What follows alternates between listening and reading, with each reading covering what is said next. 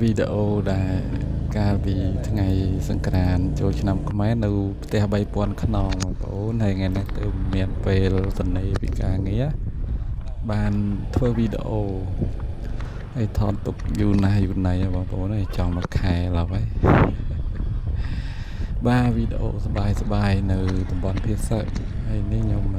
ផ្ដិតយករូបភាពជាវីដេអូនៅតាមផ្លូវដែលខ្ញុំធ្វើដំណើរទៅកណ្ដាលភូមិបងប្អូនកន្លែងប្រជុំជនដែលគេប្រារព្ធពិធីសង្ក្រាន្តឆ្នាំថ្មីបងប្អូននេះផ្ទះ3000ខ្នងជាងបងប្អូនមិនមែន3000គាត់ទេហើយមនុស្សរស់នៅច្រើនកុះកនៅទីហ្នឹងហើយ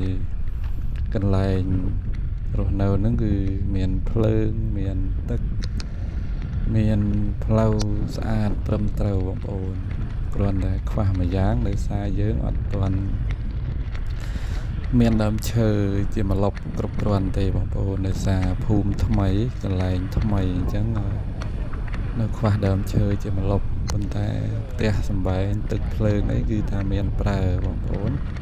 ហើយអត់ស្ងាត់ទេអ្នករស់នៅទីនេះគឺប្រកបរបរលក់ដូរអីធម្មតាបងប្អូនអ្នកធ្លាប់លក់ដូរក៏គេលក់ដូរធម្មតាទៅអ្នកលក់ម្ហូបអាហារគេនៅតែលក់ម្ហូបអាហារអញ្ចឹងបងប្អូនបាទហើយនេះខ្ញុំធ្វើដំណើរទៅអធិស្ឋានផងវីដេអូនេះខ្ញុំថតទៅខ្ញុំដាក់ GoPro ប៉ុន្តែ GoPro នេះខ្ញុំភ្លេចពិនិត្យ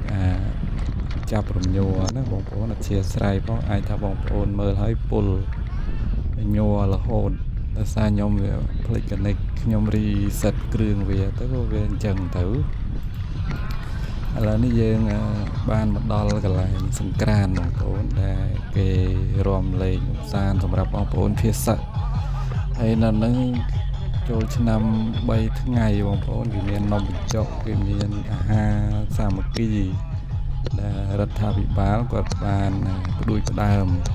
បាទរំលែងមានស្គរដៃមានធុងបាសមានលបែងវិជាប្រៃផ្សេងហើយមានបងប្អូនអ្នករស់នៅទីនោះគាត់អ្នកលក់ដូរអីមនុស្សច្រើនកុះកហើយជួនអីខ្ញុំទៅនេះកណ្ដាលថ្ងៃត្រង់បងប្អូនប្រហែលជាម៉ោង11 12ខ្ញុំឡើងទៅវិស្វាយទៅរាំងក្តៅបន្តិចហើយខ្ញុំទៅដល់ខ្ញុំខ្ជិលនៅចាំយូរខ្ញុំជិះម៉ូតូចេញពីផ្ទះបងប្អូននៅភាសាហ្នឹងទៅខ្ញុំទៅផ្ដិតវីដេអូនៅទីហ្នឹងតែម្ដងបាទលើកទី1ដែលខ្ញុំបានទៅដល់គឺឆ្លាស់ណាស់បងប្អូនអើយមនុស្សម្នាក៏ច្រើនរំលែងពេញនឹងឯងបាទនេះរោងគេនេះសម្រាប់បងប្អូនដែលអត់ចង់រំឬថារំហត់អីទៅយើងមាននំបញ្ចុកមានអីបងប្អូនចង់ញ៉ាំអីទៅដួសនឹងញ៉ាំខ្លួនឯងទៅ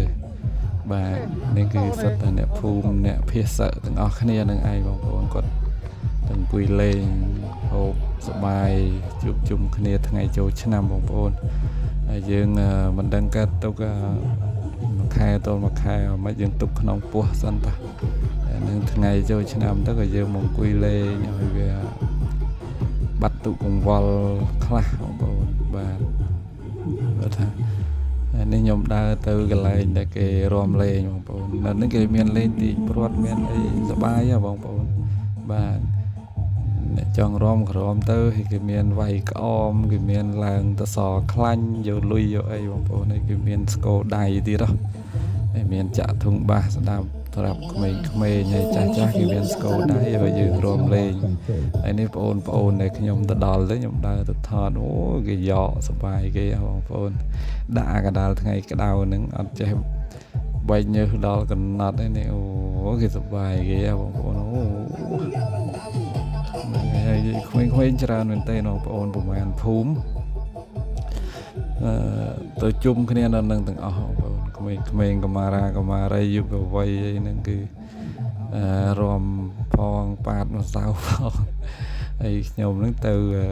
កដាលក្តៅហ្នឹងដើរថតមកសម្រះសិនបាទហើយមើលបងប្អូនប្រហែលថ្ងៃតាំងពីពាក់កណ្ដាលខែ4មកឥឡូវនេះដើមខែ5កន្លះខែហើយខ្ញុំទៅមិនបានយកវីដេអូមកកាត់បញ្ចូលសំឡេងបងប្អូនបាទហើយនេះកន្លែង គោលបំណងនៅកណ្ដាលភូមិនេះគេធ្វើផ្សារបងប្អូនគេធ្វើផ្សារគេធ្វើសាលារៀនគេធ្វើមន្ទីរពេទ្យអីនៅកណ្ដាលនឹងឯងអញ្ចឹងហើយគេទុកទីធ្លាដីហ្នឹងគឺគេទុកឲ្យធំបងប្អូនសំណក់យើងធ្វើផ្សារសម្រាប់បងប្អូនចង់លក់ដូរ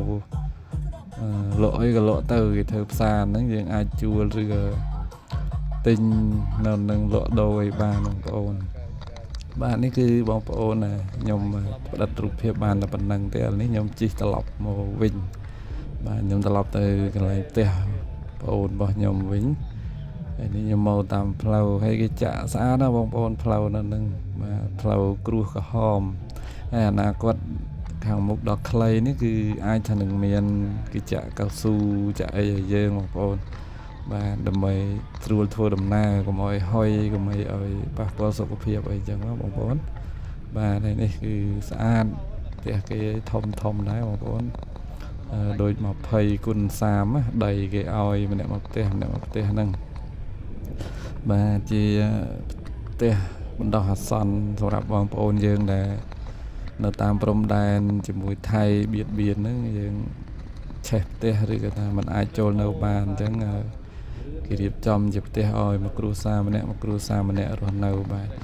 អរគុណច្រើនបងប្អូនហើយវីដេអូរបស់ខ្ញុំនឹងមានតែប៉ុណ្្នឹងទេបាទអរគុណហើយ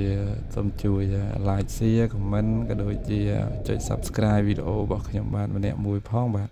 អរគុណច្រើនជម្រាបលាជួបគ្នាវីដេអូក្រោយ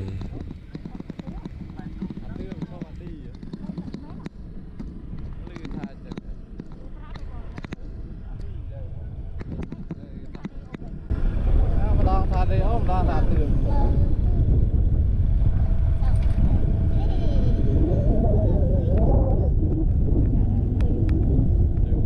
រត់កាលបាញ់ម្ដងគេសុំគេបានវិញ